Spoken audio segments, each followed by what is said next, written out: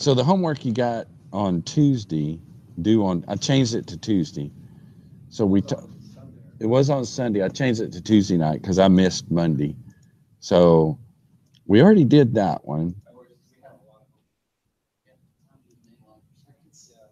And I think I did this one in this class. And then okay, so here's one of the ones that I didn't do. I did that earlier this morning. Is it the 5th? I don't know. Is that what it says? Whoa, where did it go? 14th. Why do y'all? Why? What's on the 5th?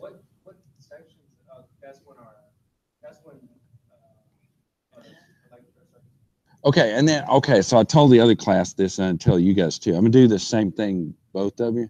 So this midterm is gonna be 2 parts, and there's gonna be a take-home part and then an in-class part. So let's see, it's the 23rd, I think, if I see in the calendar right. So we're talking not next week, not the next, but the next. So what I'm gonna go ahead and give you part of the take-home to do already, but I'm actually going to give you a couple extra days to do the take home. So if that's the case, that would be due the 16th. And so I'm thinking that maybe I'll just make the take home so you can take a picture and upload it just like the other. What's on the in class is going to be chapter 12. In anything that's short in chapter 12, anything that's a longer problem will be just put on the take home. Yeah, I'm not going to do the graphs. I'll ask questions about points on the graph, but not make you do the graph because I don't want to get my head twisted looking at that.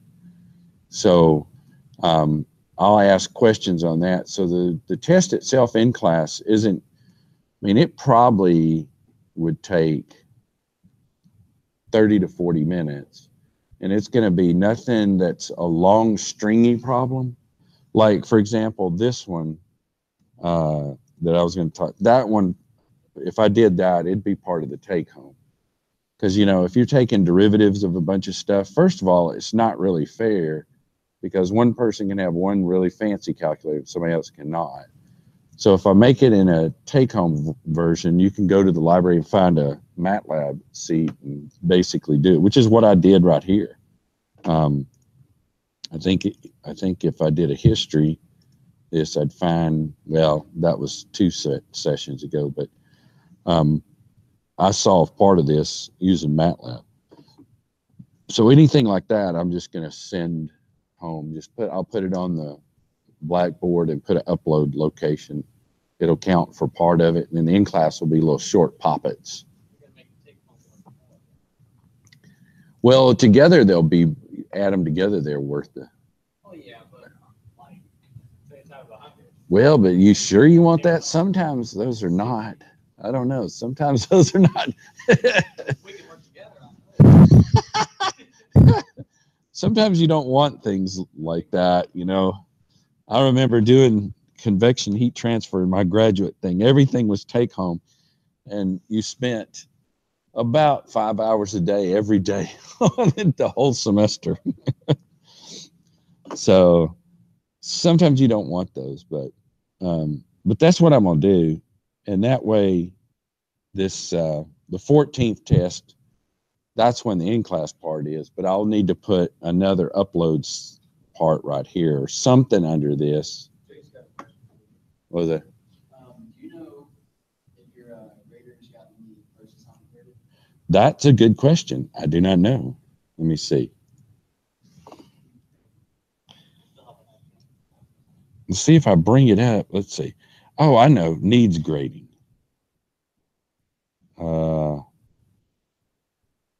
Well, there had to be, he had to have done some. Yeah, some. Yeah, some. Yeah, so he's done some on it. I'm going to go back and check on stuff too, because I can go and look at each individual person and go back and look. So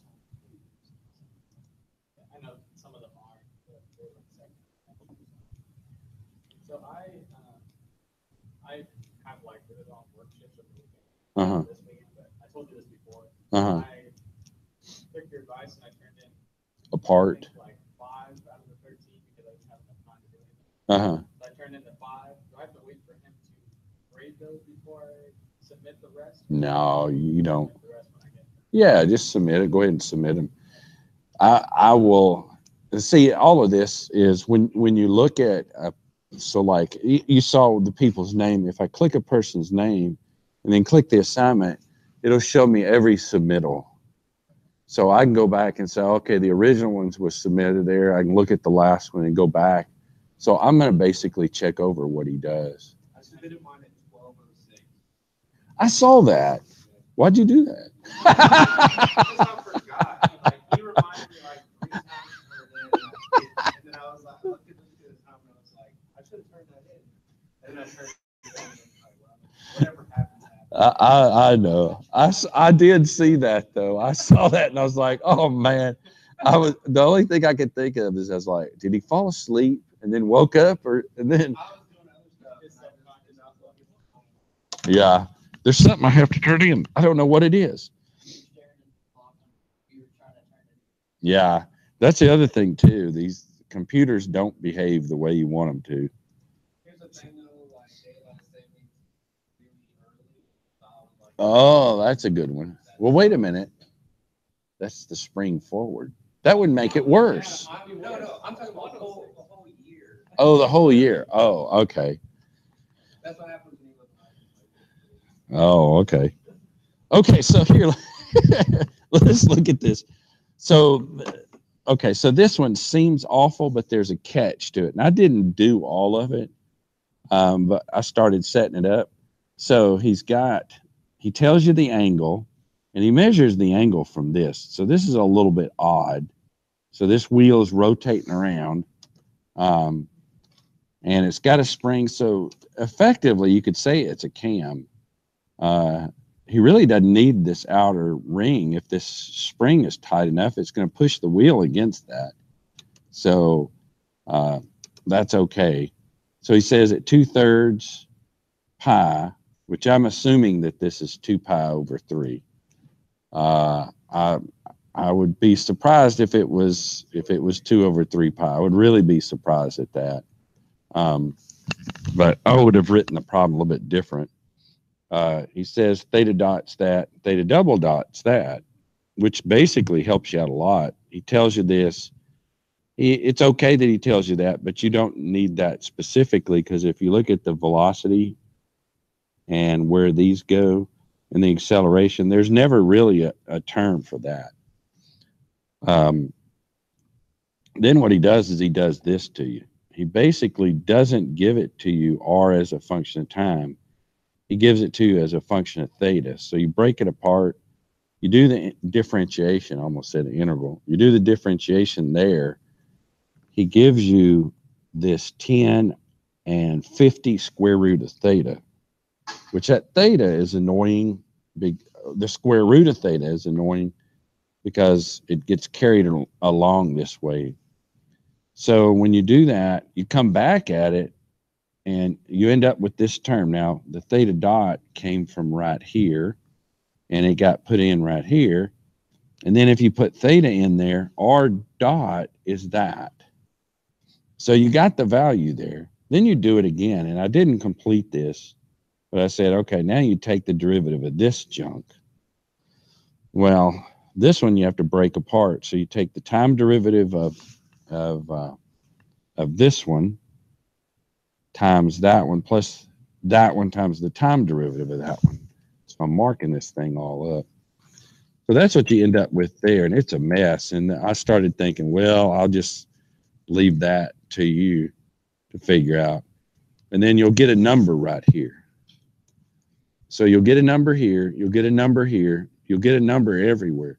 So you start filling in all of these. So you fill in all of these, and you fill in all of these, and you put them back in there.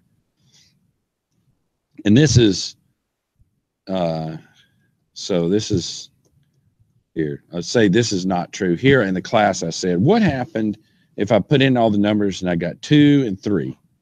And then what happened if I got 10 and 5?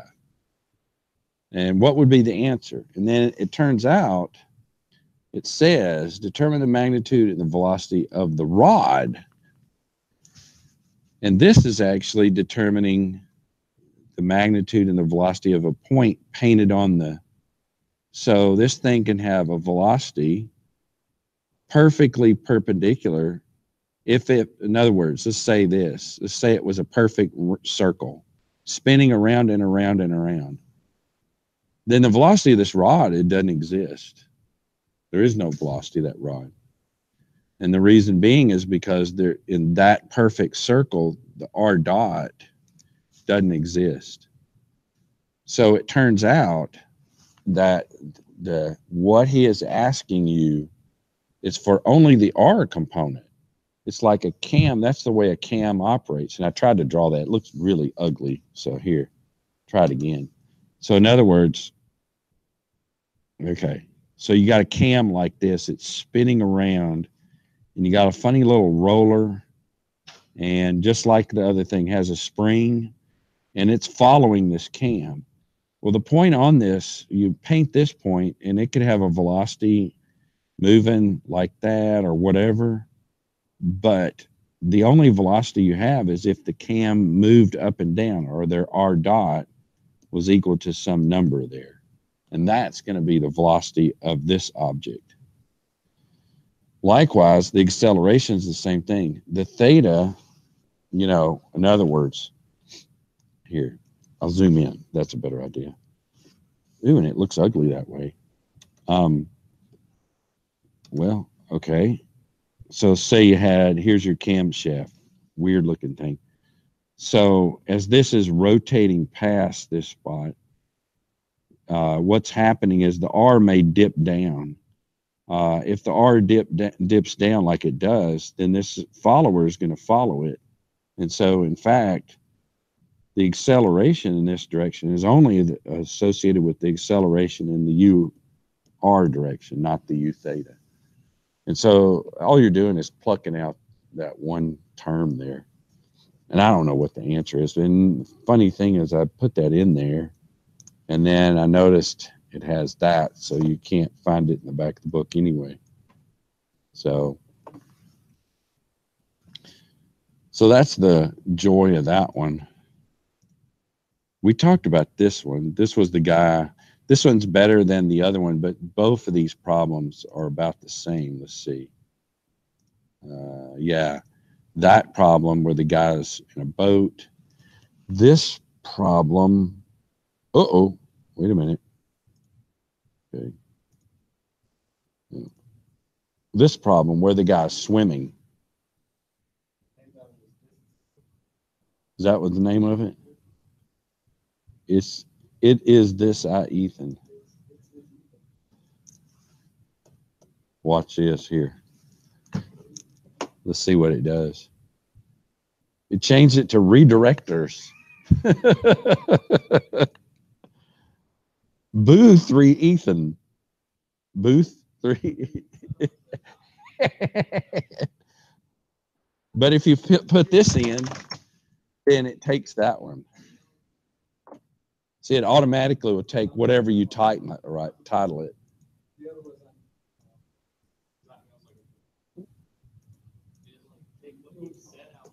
No, what it's doing is trying to interpret my writing. Here. Just see how we can do that.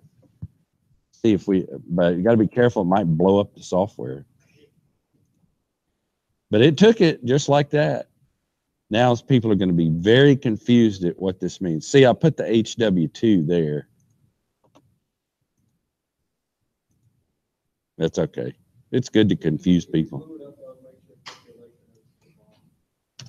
Do what now?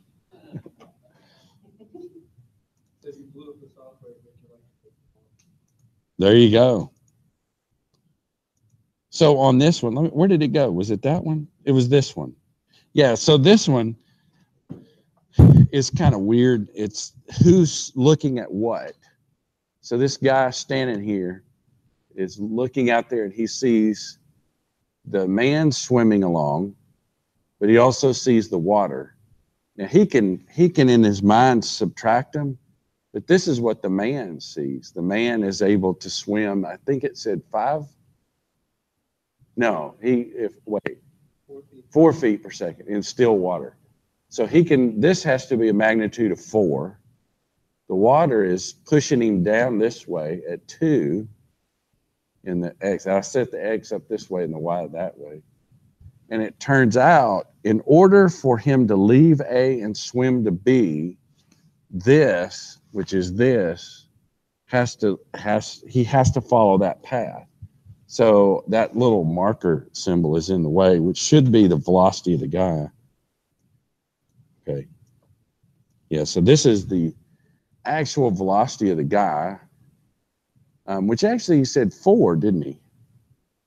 Okay. Yeah. Okay, now wait, this is the velocity that this guy right here sees happening. This is the velocity that the guy can actually do.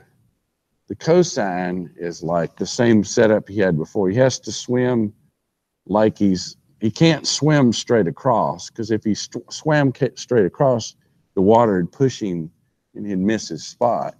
So he has to kind of aim for a spot here, start swimming for that, and before you know it, he lands at B. And so he can swim 4. Yeah, he can swim 4 cosine of that angle, 4 sine of that angle.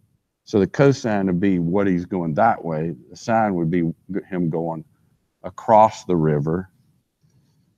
Add this to the river shoving him downstream, and this is what the guy sees on the shore.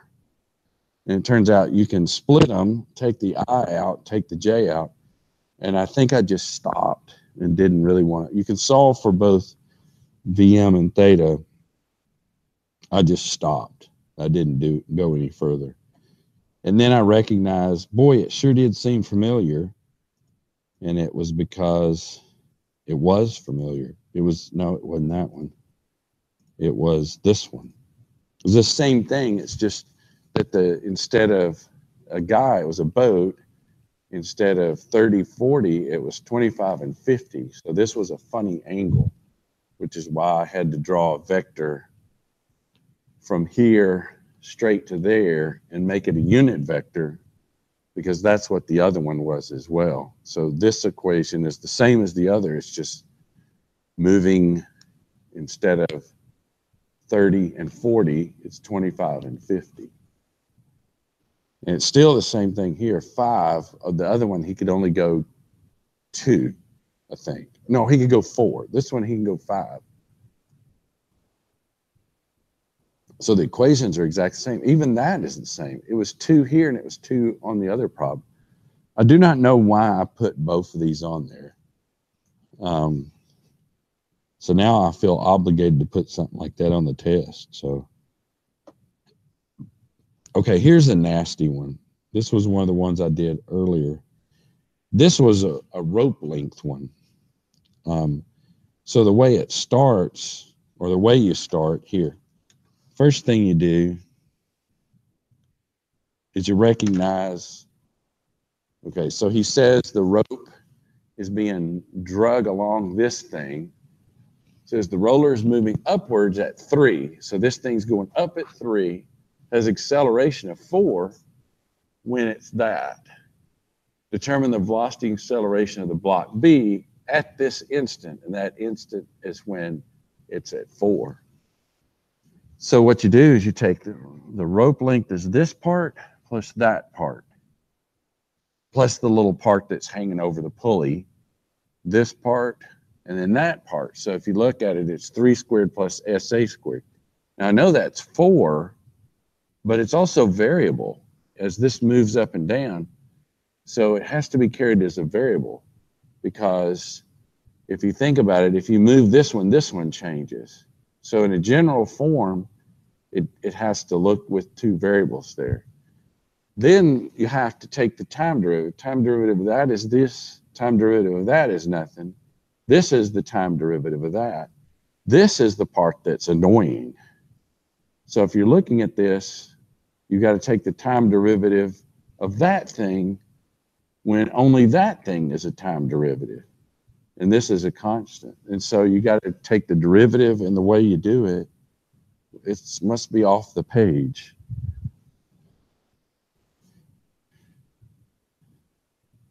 Okay, well, where did I do it? Did I not do it on the page?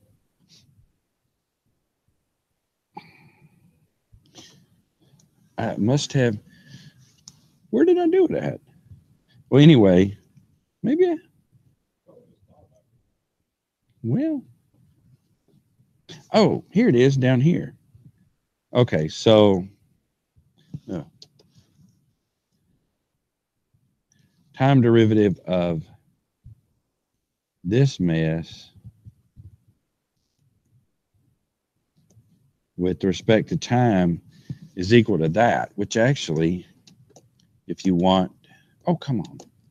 Okay. It looks like that. So if you look at it, you're taking the time derivative of a glump. Well, it's the time derivative of that glump with respect to the stuff that's in the glump times that. So that's the S dot. And this is this thing turns out to be that over this.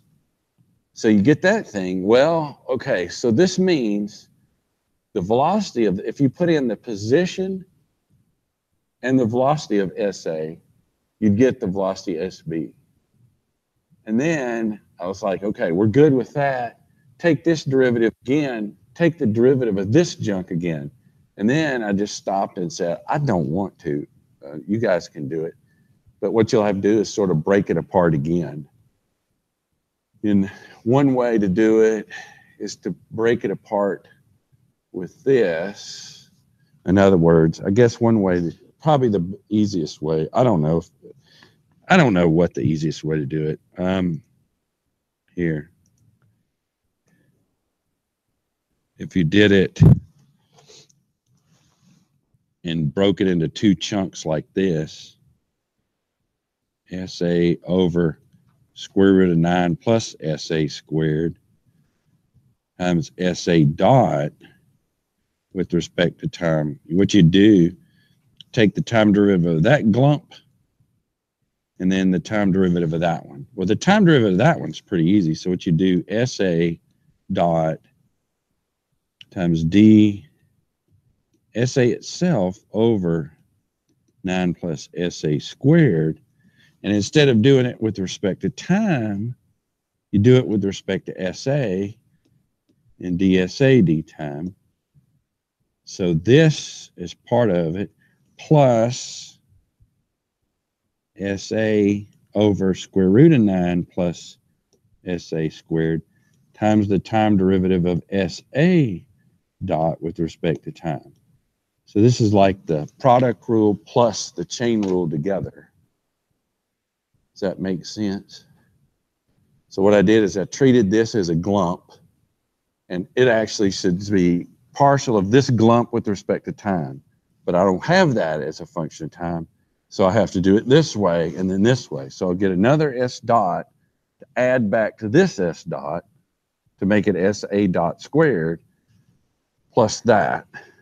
Then I'll have this times SA double dot. Well, SA double dot is this 4. SA dot is 3, so I get 3 squared here.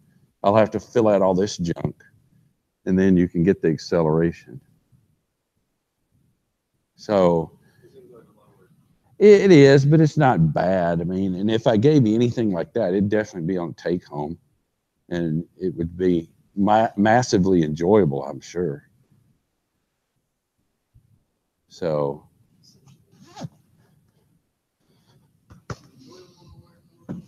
Huh? Yeah, you would enjoy it. You would relish it. You would relish it. I wouldn't want to take your joy. I wouldn't want to steal your joy now.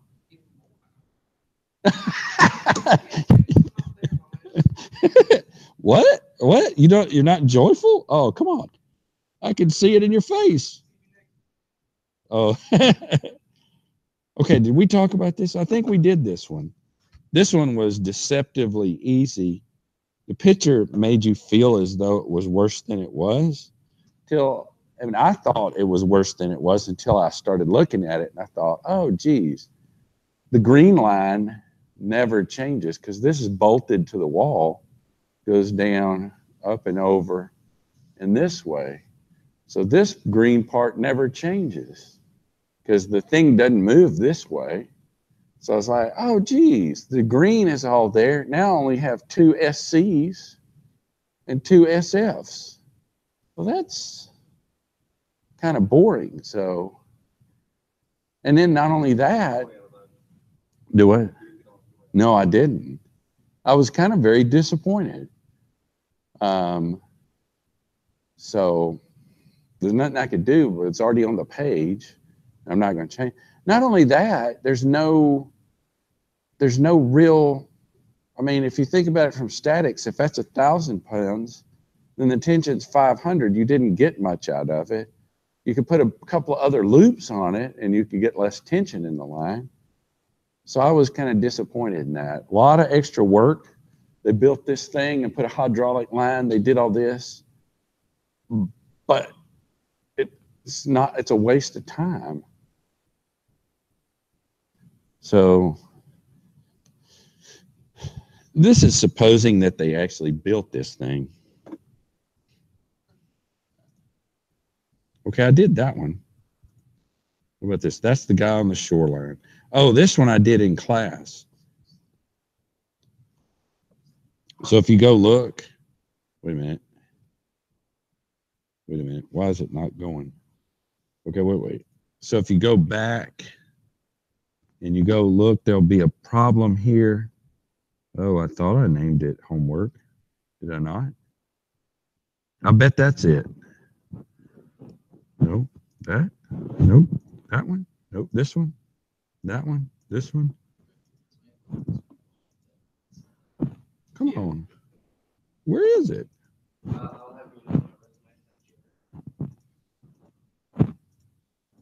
Your resume has what? Oh, there it is, right there. Jerry. Oh, the dog. Oh. Why'd you put him on there? Oh, there you go.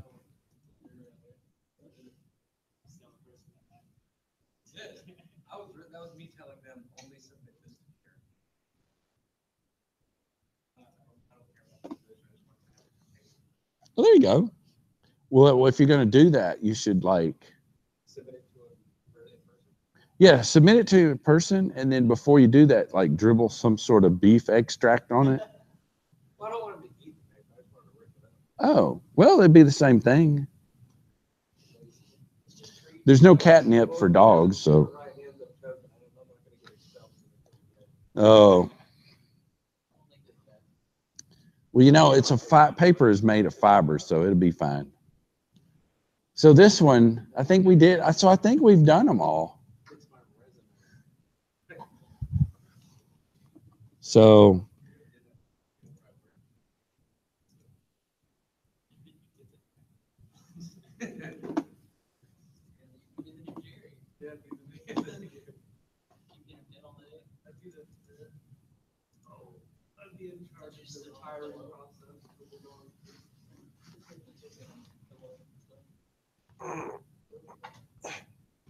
Well, so I guess